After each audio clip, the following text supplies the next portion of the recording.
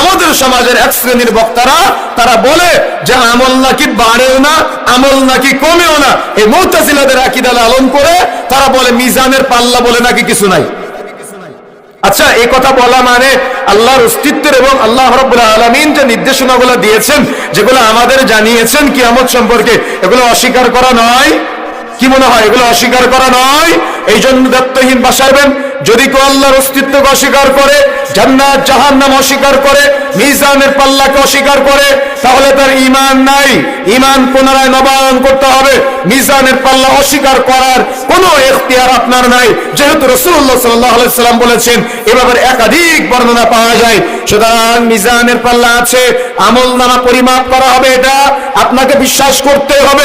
আপনি নাস্তিকদের মতো কেন বললেন যে আমল মাপা যায় না? আপনি কেন বললেন যে নেকি তো দেখা যায় না, পাপ তো দেখা যায় না?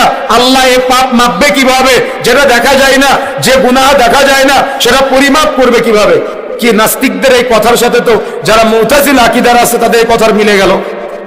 কথা বুঝেন না মনে হয়?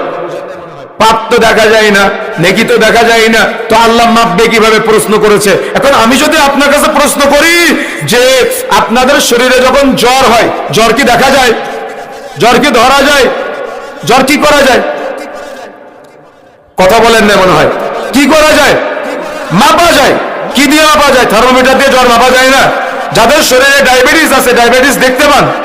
ডায়াবেটিস ধরতে পেরেছেন? কোনদিন শুয়ে দেখতে পেরেছেন? ডায়াবেটিস কি করা যায়? পরিমাপ করা যায়।